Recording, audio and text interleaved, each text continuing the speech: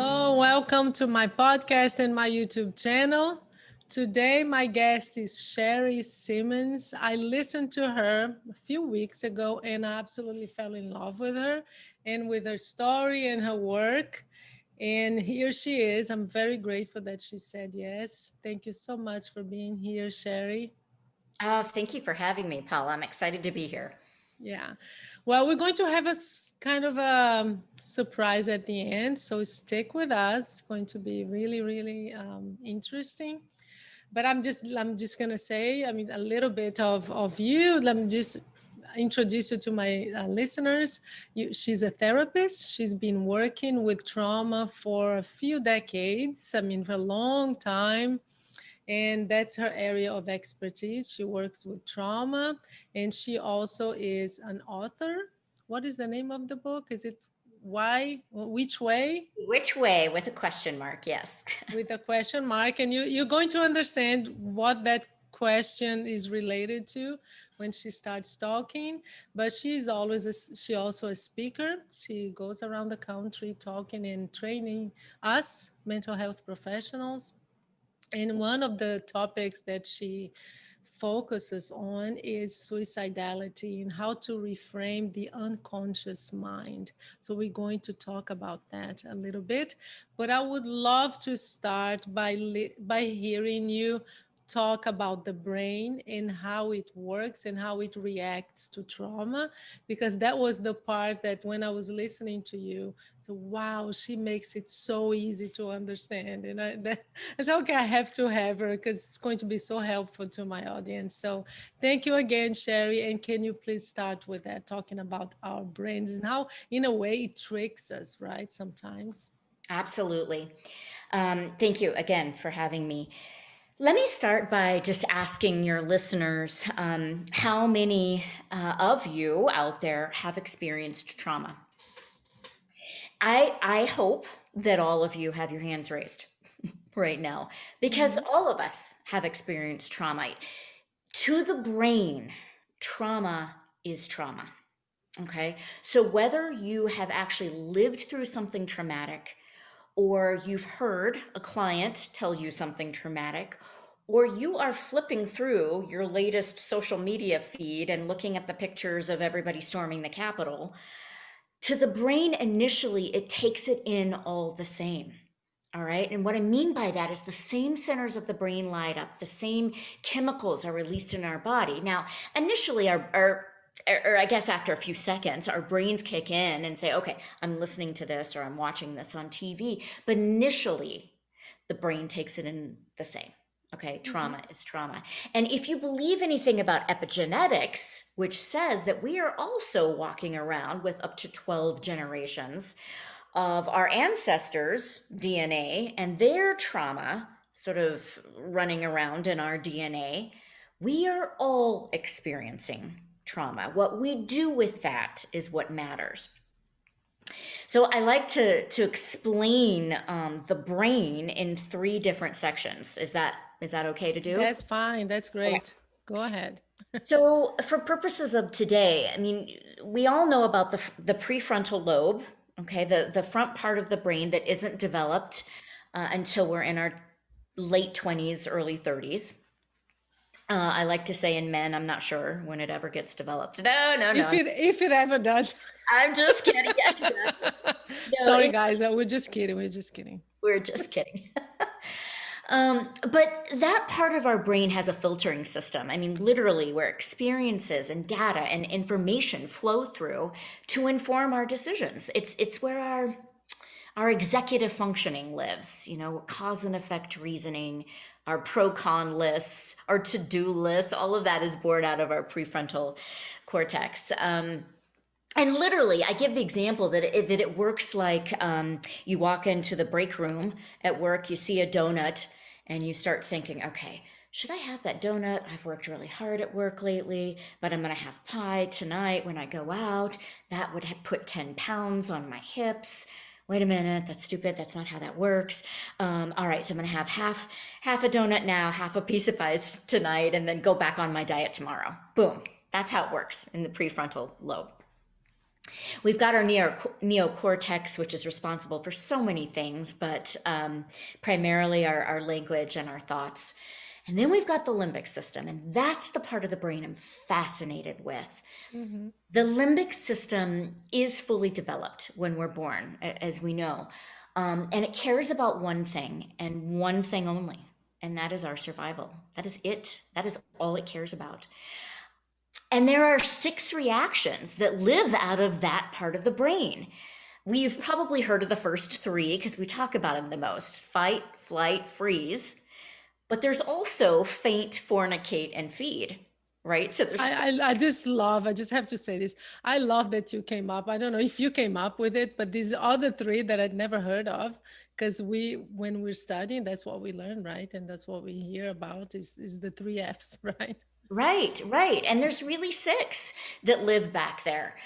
And I'll talk about those in just a second. But the limbic, what's fascinating about the limbic brain, also called the survival brain, the lizard brain, is that it believes everything that it is told. Okay, so if you were told that a pink fairy comes into your room at night and takes your teeth and leaves money, the limbic brain says, "Oh my gosh, that's so cool." If the limbic brain is taught that a relationship looks like mom and dad fighting and yelling and there's blood and somebody gets hurt and there's too much alcohol and somebody leaves mad, the limbic system says, "Oh, got it. Okay, that's what a relationship looks like." If the limbic system is told, "You are fat, you are ugly, you are lazy, you are not worth my time," the limbic system says, "Duly noted."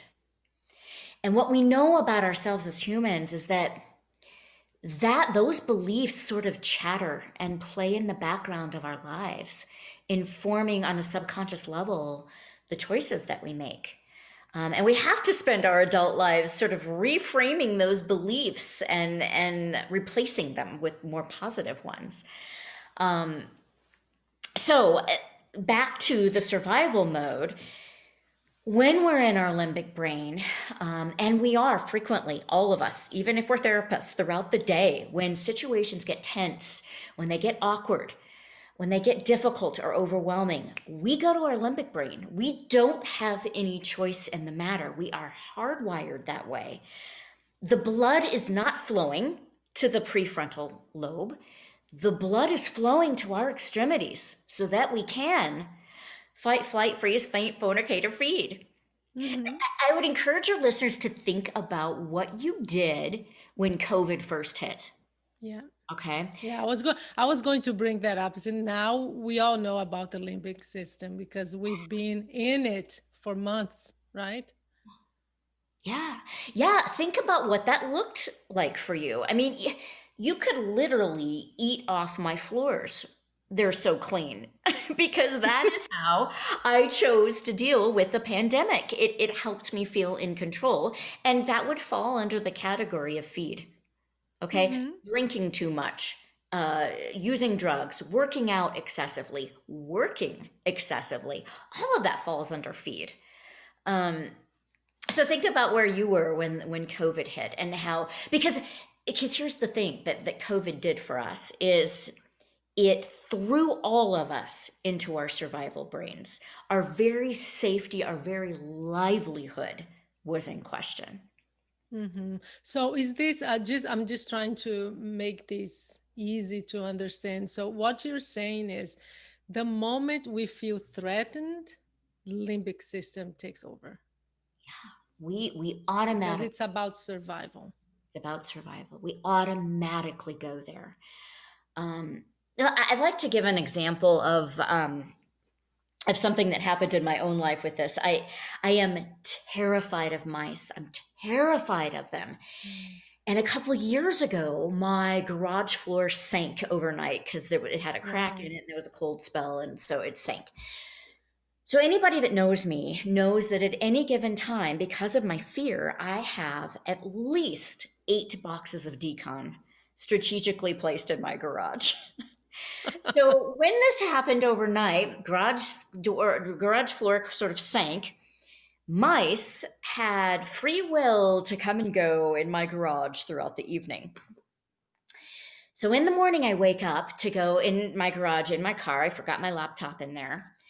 I walk outside in the morning in my garage, and there were dead mice everywhere. Oh my I goodness. was terrified. Ran out the front door. I was in my pajamas still. It was early in the morning. I call my mom, who lives down the street. I only had to say one word, mice. She said, I'll be right there. Poor thing. So she pulls up. I am on the curb in my jammies early in the morning. I'm rocking back and forth. I was probably sucking my thumb. I don't even remember. It's all a haze. Mm, But she gets out mhm. of her car. She launches into action. She starts cleaning up the mice for me. This took about 45 minutes. Oh my goodness. Still sitting on the, Bless her. bless her heart. She finally, after 45 minutes, comes over and sits next to me, puts her Mhm. arm around me. She starts sort of rocking with me. And I started matching her breathing. Mm, She provided me with safety. And that is the only way we get from our limbic system to our frontal lobe is through safety. mm, Then I was able to make a plan to fix the garage door, right? mm. And I think sometimes we forget that with our clients that when we are in our limbic brains, our behavior becomes our language. I want to say that again. Mm, Our behavior becomes our language. We cannot access our thoughts. If mom had asked me what to do when she first drove up, I could not have listed off how to fix no. everything. I couldn't have done it. So, my question for people when I speak is who else in our society cannot access their language and their thoughts besides politicians? Who else? Mhm. Yep. Babies, right? Yeah. Babies can't access their language and their thoughts. And Mhm. what do we do with babies? We have a cadence to our voice. We're Mhm. soft. We bring our body language, our body posture in. Mhm. We're reassuring. We say things like, shh, shh, shh, shh, I got you. We get down when they're little. We get down to their level, eye level. Yes, we soften We our tone. soften the voice. Yeah. And I often wonder why we don't do that more with people in our lives when they're in their limbic brains. Mhm. Why we don't offer safety. Why we don't connect before we correct. Okay, there's a, Mhm. there's a saying that it's in the field. I'm sure you've all heard it. Connection before correction. Mhm. When we Yep. connect to ourselves, our own breath, our own regulation, then we connect with other Yep. people. And that's why we talk so much now about mindfulness, meditation, and people go, "Oh, I can't do it. I don't have time for that." Just listen. Time time is like money. You spend according to your priorities, That right? is correct. So if that's important to you, just put some time aside to do that. And you were talking about the breathing and this connection. It's actually self-regulation, right? Self-regulation and mutual regulation. And I just remember this week, we have a dog, me and my boyfriend, and his name is Pablo. And he's terrified. And he's a rescue dog, so very traumatized. Any kind of noise, it scares him. He's just very, very sensitive to noise. And the other day he was kind of painting, and I told my boyfriends, I'm going to do something that calms him down because that's what we do with patients, and it's the same. And I just got near him and I started breathing very slowly with a like that. Immediately he started to calm down. And my boyfriend's, wow, you do that with your patients? It's yeah. And sometimes you don't have to say, let's do this together. You just bring it into the room. It's Yeah. breathing is self-regulating. You're at, And I actually said, I'm gonna do the opposite now. And I started painting and went, he immediately went with me. wow. Isn't that amazing? That's such a beautiful example of the strongest central nervous system in the room. And I speak about this quite a bit. I talk about it in the book as well that we can be the strongest central nervous system in the room for good or not. right? I'm sure your listeners have seen it. You walk into a room and someone is a nervous wreck, and after 15 minutes, everybody in the room is a nervous wreck, Hmm. right? And we call that bad energy, right? We Right. call that bad energy. Exactly. And it's crucial as mental health counselors and clinicians that we become the strongest central nervous system in the room with our clients, Hmm. Hmm. because one limbic system will feed off of another. Yeah, yeah. We are calm and regulated. Hmm. Our clients will as well. Yeah. And even if you're not a therapist, all of you who are listening, you're a mother, you're a friend, you're a sister, whatever, you can do that. You don't have to be a therapist to do that, right? So true. Mm-hmm. When I give my talk, I give a case study example Mm-hmm. of a woman who led a extremely tragic childhood. In her adult life, she married young. She married a man who was very possessive, very Mm. controlling. Um, he was definitely the strongest central nervous system in the household. Yeah. He wouldn't let her have a car, no phone, no friends, no Oh job. my God. And this woman, I'll call her Jan, she spent those early years, they had two daughters, and she spent those early years very isolated and lonely, and having these sort of flashbacks and little Mm-hmm. scenes that would pop up in her mind, Mm-hmm. um, that she couldn't quite make sense of. Um, and the only way she knew how to control those was to clean. And so she cleaned out closet after closet after closet. Um, she had these two little girls, and started having trouble sleeping. And so she would get up at night, um, and hover over her daughters, thinking that something bad was going to happen to them. And she didn't understand why. Throughout, her adult life, she started gaining weight, didn't understand why. Mm-hmm. She would go on cleanses and Weight Watchers and diets, and a water and lettuce only diet, for a month, continued to gain weight.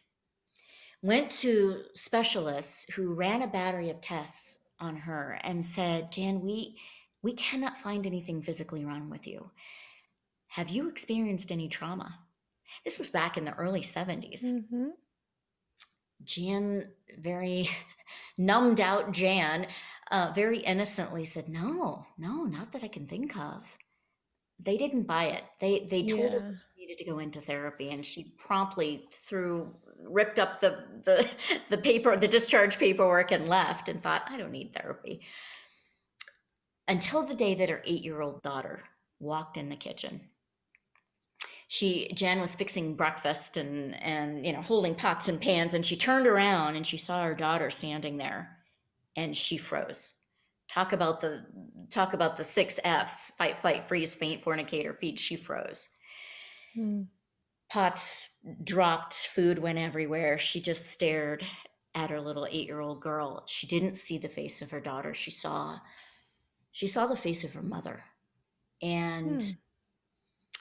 and that was what started her on a journey of healing, that lasted for years.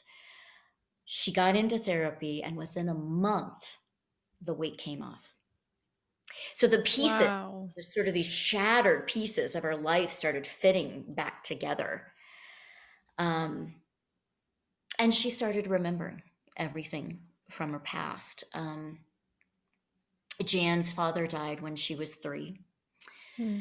Um, and her daughter, her father loved her very much and adored her, but he was just gone too early, and left her in the care of her mother, who became an alcoholic Mm-hmm. and abused and battered and abandoned her, would leave for days at a time when Jan was 4 or 5 years old. And leave her alone? Leave her alone, left this Oh little my girl God. trying to forage for food.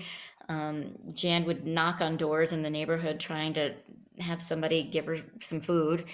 Um, the police the police there must have been a report that was given, because the police got involved and came to Mm-hmm. the house and told Jan's mother that she needed to take care of her daughter. So she started taking her daughter with her to bars and shady places in town. Would make her sit on the floorboard of the car for hours, or brought her in to the bars and made her sit down on the floor, while she sat around and drank with her friends for hours. No food, no bathroom. Oh my goodness. She was beaten if she made a peep. This escalated into her mother bringing home men that sexually abused her, burned her, caged Oh her. my It was a God. horrible existence. And The this state all came up during therapy? all came up during therapy. She had stuffed this down. That's what's so fascinating about the brain, what we do to Mm-hmm. survive Yeah. horrible circumstances. State stepped in, brought her to an orphanage. It was at the orphanage that things really took a turn for the worse, believe it or not. Oh my God. Back in orphanages in that time, um, they were punitive, they were abusive, they were shaming. There were 200 children in this orphanage, and Wow, that's a lot. Yeah. 199 plates and cups and spoons, so that the child that was left out had to learn how to fight for themselves. Now, fighting for yourself or speaking up and having a voice usually meant that you were going to get punished in front of Of everyone. course. Yeah. Jan talks about that being so devastating for her, the orphanage experiences. She has trouble putting it into words today, and Mm. has trouble talking about it, because she went into the orphanage with her belongings, and all of the children were able to pick through the toys and the clothes they wanted. And she sank to the floor as a little bitty 8-year-old girl and said, "They're taking my things." Wow. And the head matron of the orphanage said, "Nothing belongs to you anymore." And that was it for her. She had lost her father, her mother, her brother, all of her family members, her home, and now her belongings. She talks about going from bed to bed to bed each night, um, because nobody could have their own bed. They had to move beds each night. Again, under the message of nothing belongs to you here in this orphanage. And the only thing that allowed her to survive was a trunk, a trunk Mm. full of jewels that she slid from bed to bed to bed each night. She was the only one that had a key to this trunk. Okay. She hid it from everyone. That was the only thing she could save. Yep. It Mm. was full of diamonds and bracelets and rubies and necklaces. And she would get up each night when all the other children were sleeping, and she would try on the jewelry, and she would, hold it up in the moonlight, and figure out which things she was going to give to her mother, who came when she came to visit, or her aunts when they came to get her. Nobody came, not for Mm. 9 years. Not until she was a teenager of 17, when Mm. family members finally got her. They needed her to care for a dying grandmother, and they didn't Oh want to do my it. God. They had her leave the orphanage so that she could care for this grandmother she had never. But the only thing that allowed her to survive all of that was this trunk full of jewels. Um, and I think for her, it gave her a sense of value and worth and meaning to her life. Mm-hmm. Um, and so I give that whole case study in my talk to really reveal what it looks like when we're in our survival brain, and what our brains put in place to help us survive. Mm-hmm. The very nature of your clients, listeners, for those of you that work with clients, your clients coming into your office, each day or doing a virtual session with you, they are automatically in their limbic brains. Because talking about and revealing our stories and our narratives is hard to do. It's scary. It's a Mm-hmm. vulnerability that forces us into our survival brain. Yeah. Um, let's remember that. Let's remember where our clients Yeah. are. Mm-hmm. And also remember, because this is a podcast that has a focus on suicide. And let's remember, when someone comes to you in pain, in psychological pain, and they need to talk to you, remember where they are. They are Yes, not going to respond to reason, right? It's not right. about reason, it's about emotions. That's It where they are. So exactly. everything that you said, Sherry, about, I mean, how do we regulate them? How do we help them calm down? Take that into account and really use it. Absolutely. One of I call it the front loaded discussion to have with your clients about what it is that will bring them back to a place of safety. Is it Hmm. a favorite song? Is it a breathing meditation? Is it a picture of when they went to the A beach with, place, yeah. yeah, so that when you notice your clients getting escalated and, in that limbic system, you can bring them back to a place of safety and regulation. Then you can go back to the story Hmm. that they're telling you. Hmm. Then you can take them back to safety. I mean, we want our clients to be able to reveal and talk about the things in their life that um, they're wounding, their deep darkness, right? But we also don't want to overwhelm the central nervous system, and want to Hmm. be able to teach them how to go to a place of safety when they need to, and then enter into the unsafe Yeah. territory when they feel ready. Hmm. Well, Sherry, this example that you gave, and remember in the beginning, I said we're going to have a surprise at the end. This is actually the first time I do this on my podcast. She's already here waiting. The person that she was talking about, the example she just gave us of this very traumatic childhood. Can you please introduce her? So I want to bring Jan into the podcast, the woman in the case study that I was just talking about. She's connecting She's here. connecting. You know how it is with technology. There she is. Hello, Jen. Welcome to the podcast. Thank you so much for being with us. Hi, How thank you for are having you? me. Where are you talking from? Colorado. Colorado, but not that accent. No, no, my accent is Texas. Yeah. I'm I'm not from, American, but even for me, it was easy to know it was from Texas. yeah, everyone pretty much guesses. I can't ever make a phone call and disguise my voice. Everyone, oh, yeah, we know this is you. Well, Jane, welcome. Sherry Thank you. already introduced us. Thank you so much for having the courage to be with us and to join us. She Thank you. already gave an overall picture of what happened to you. And I would like to reveal to the listeners who you are, because you are actually Sherry's mom. Yes, yes. I and in I our am. in our presentation, I often bring Jan to the stage and I Mm-hmm. ask this question, Jan, was the trunk real?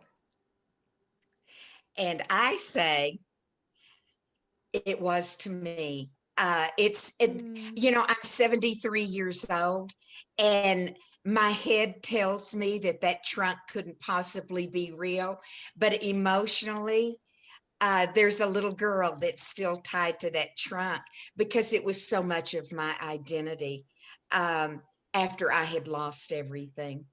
Yeah, Of course, you needed that trunk, right? So you I created. needed it.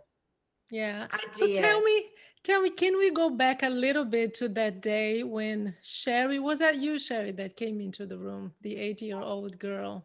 In the kitchen. Yes. Okay, so when Sherry came in, what happened that day? Let's go back to that day. Well, she I had my back to her and she came in and I had, pots and pans in my hand, and I turned around, and I I saw my mother, and I absolutely froze. There were some traumas in my past that took Mhm. place in the kitchen, and I don't know if that was the trigger. Mhm. Shari doesn't really look like my mother, so I don't think that was the trigger. I think that emotionally, just uh, the startle. I didn't hear her coming, and the startle Oh, I uh, see. You of got her coming, scared, maybe. and it and that fear that was the trigger that, and wow, it opened quite a world to me, Wow. as far as I had already had. She probably explained that I had already had um, some triggers when my daughters were little, Mhm. just fear and dread, and overprotective, that something was going to happen to them. But that started a lot of my flashbacks, Mhm. and I thought, okay, it's time to deal with this. I didn't know what Wow. they were, Wow. but it was time to deal with them. So you already had this what we call hypervigilance, this Oh, big feeling, time. this dreading that something is going to happen. You don't know what, and you don't know where it comes from, because it can come from anything or nothing, right? For sure. Yeah. So you Yeah. already had that happening for a while. Oh, I did. When my abuse, my dad died when I was 3, and my abuse Mm. uh, for sure started after that. And so when my daughters, Shari, turned 3, and around 3 and 4, I just became obsessed with protecting her, and couldn't sleep at night. And I'd go in her nursery and watch over her and just wait for something. I Mm. didn't know what it was going to be, but uh, but I would wait, and I Wow. wasn't going to let anything touch them. Yeah, but so even though back then you didn't have the memory of what happened to you, but your body had the memory, your brain Right. had the emotional memory It that did. what happened to me can happen to her if I don't protect her. Absolutely. Mm, Yeah. I mean, none of it made any sense. I mm, just knew I had to do it. mm. Um, Yeah. I always remembered the orphanage. But I didn't remember the years prior to the orphanage, Wow. and So I didn't know everything why was I blank. ended up there. Yep, Yeah, tell me a little bit about your daughter told us that you had an abusive relationship. Did correct. you at all feel that there was something wrong there? Or was it Now, just your normal for you? That's just what a relationship is like. are you talking about when I was a little girl, or in my No, marriage? when you're married, in your marriage, In yes. the marriage, um, I felt like, no, I knew other people had um, loving, nurturing um, relationships, marriages, but I felt that this was what I deserved. And Oh, once I got it right, hmm. then he would just automatically treat me differently. I deserved what I got and what I received from him, because I wasn't enough yet. So I just kept trying and trying. Oh my God, I'm so sorry, Jen. I'm sorry for everything you went through. Oh, So thank what is this? So what was the process like for you? How long did it take you to start getting all this memory back? It took a minute. I was in therapy for I'm going to say about 5 years. Mm-hmm. Um, we started out in therapy. I would just walk in, sit down in therapy, and I would talk about my daughters and the weather and anything but what I was there to supposedly talk about, because I did not have my words. I did not know how to express what I went through. There's still really not words to Mm-hmm. express, but I had to, what I realized now that I was doing was I was establishing my safety. I had to get to a point that when is she going to boot me out? When is she going to get mad at me because I can't access my memories and my words and everything? So what she did was, she just allowed me to be whatever I needed that day. She just allowed that. And so that was a little bit of a process. Then I started talking to her about, I would talk to her in the third person. So I would say, well, her mother did this, and when her mother did that, she felt. And then she suggested that I look at the wall and visualize a movie, which was a memory, and to describe that memory to her. And that was how the process got started. I was able to just and I could detach from it enough Yeah, yeah, yeah. You could because I was project telling it. a movie, you Yeah, know. because it's a projection. Correct. Right. But I will tell you, and I don't know if this was a question you were going to ask, but I will tell you that one of the most powerful things that she did was, she wanted me to integrate, accept, embrace little Jan. And I Yeah. didn't want to do that. I No. did not like her. I did not want to have anything to do with her because she was the reason I suffered. Little Jan was the reason I suffered. So she had me visualize, close my eyes and visualize little Jan at the door and to draw her in. And Wow. I could not do it. That took a process. That took a while. Really? Oh, Wow. absolutely. But then, but I would gradually start bringing her a little bit closer, and then I would push back. But one day Hmm. I brought her in, and, of course my eyes were closed, but I Mm-hmm. reached down and I picked her Yeah. up, and Yeah. I held her, and I told her that I would not hurt her anymore because Mm. I was continuing the abuse. I was rejecting her. I was Oh my hating her. God. And now I just love her to pieces. Hmm. Cool. It was important. A lot of my growth began with the acceptance of the child in me.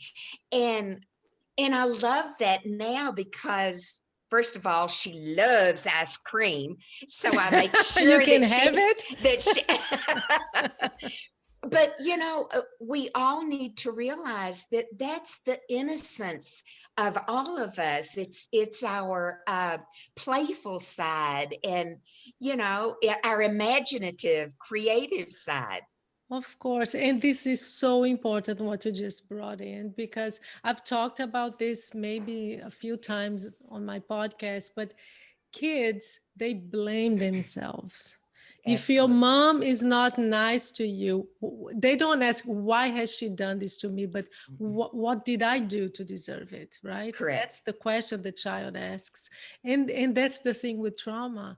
You traumatize and you re-traumatize yourself, believing that it was something that you brought onto yourself. Absolutely. Absolutely, which was why I hated her so much. I never blamed my mother.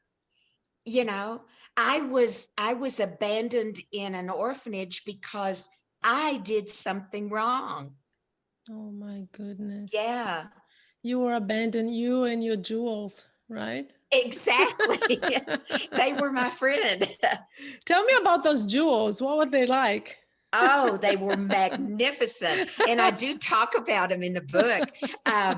Oh my goodness. I just had, I could remember, like, my mother wore, she was Native American.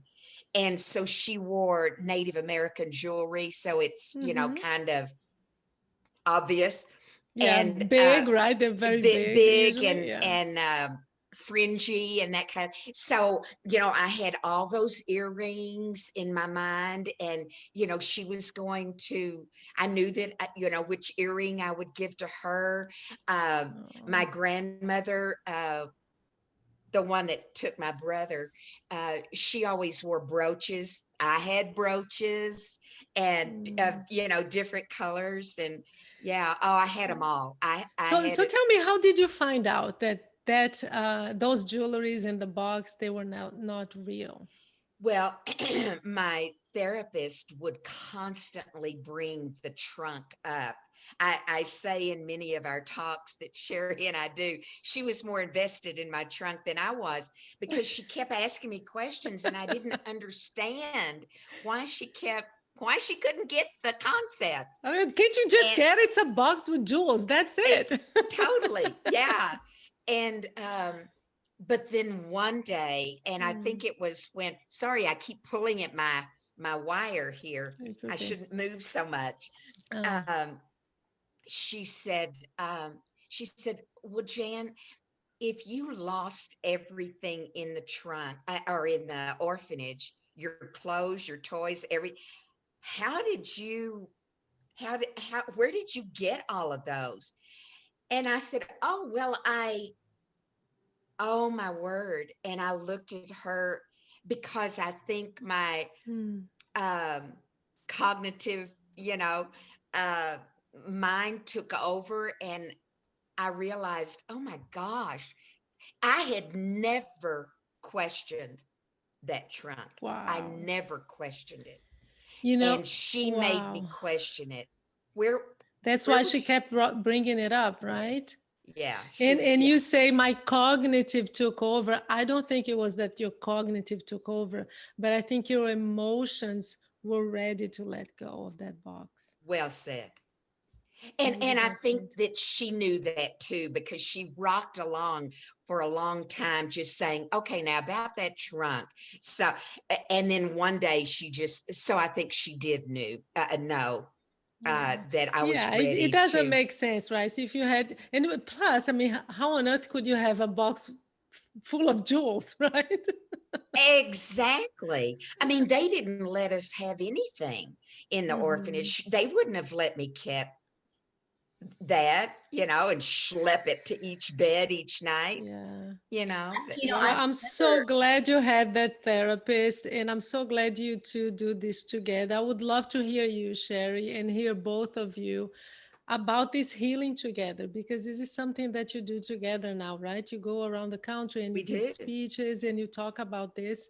And I'm sure there are out there listening to us right now, moms and thinking about their daughters, and daughters thinking about their moms and saying, wow, can we do this too? Can we finally heal together? So, what is Absolutely. that like for both of you? Sherry. I remember mom being, in her 30s when she came home from that therapy session and was devastated to realize that Oh, it wasn't real. And, as I progressed in my own career, I've worked with psychiatrists, psychologists who would have looked at mom's file and first of all thought there wasn't any hope. And second of all, thought that that was psychotic behavior. And I mm. really Oh started, my God. So they diagnosed her. yeah, and Oh studying my the brain gosh. and figuring out how magnificent our brains are in helping us survive our lives, and the circumstances in our lives, and not to be too quick to label and judge that. Um, even the mom being in the office for an entire year and not speaking. How many of us as clinicians would have said that's resistive behavior? Well, no, it's a survival Yeah. behavior. I'm going to refer her to somebody else, Yeah, right? yeah. Yeah. Yeah. But to But answer, this therapist, sorry, baby, this therapist knew what I needed. She knew I needed time to to be safe. I'm sorry, honey. Go ahead. To answer your question, though, watching my mother start to heal and get her own voice was a fascinating process to watch. Um, and to watch my father um, become more and more agitated as she was getting healthy, Of course. because it Yeah. worked for her to be sick, right? And for her to get Of more course. Yeah. Because he really. knew that he was losing her for sure. Right, right. It was a beautiful example of the resilient spirits that we all have. Mm-hmm. Mm-hmm. Sherry said to me, once I did find my voice and my courage, and I did leave him, uh, I told both of my girls, I said, I'm so sorry for what I modeled to you. I Mm-hmm. would say one thing: don't ever be a doormat, be strong, have your voice, do. But I showed them something else. And Sherry said, and you also showed us that it's never too late. No, and not only that, but as you were talking of how protective you were with her and her sister, I was thinking, wow, how many times don't we just repeat what we learned, Oh, right? You absolutely. could have done the same, and because it happens, we know it's Yes. epigenetics. It's just repetition. It's you sometimes trying to heal and repair a relationship by repeating what was done, and you did the opposite. So that took a lot, and that just speaks to who you are. Thank you very much. I Yes. we have a choice. We Yeah. have a choice that we can make. Mm-hmm. And I wasn't going to let my children experience what I experienced. Mm-hmm. So your modeling wasn't wrong, Jen. Forget about that. You were Thank just you. not perfect like all of us. Right. Thank Yeah. you. Yeah. Sherry, do you have anything to say? I mean, we could do this for hours. It's just such a beautiful story of family healing together, right? Yeah, Mom and I wrote the book and called it Which Way, because of what you just said, Mom, that we're not defined by what we learned and what was modeled to us. We get a choice about what we want to do with that, and which way we're going to go. So no, I think I would just say to everybody listening, that those of you that see clients, to allow that safety Mm. time to build for someone, so that they really can get to the healing work that they need to do. Be the strongest central nervous system in the room. I mean, Mom used to take me to sessions. I would wait in the waiting room and go up to the door and listen to what I could of those sessions. And even it struck me even at a young age that this therapist, was the strongest central nervous system. She was providing the ego strength and, the safety that my mom needed to get to the healing that she needed to do. Yeah, yeah, That's the beauty yeah. of the work we get to do, right? Yeah, and remember, if they're coming back, there is something, so something's happening, right? It's Right, being built up. This safety is being built up. right.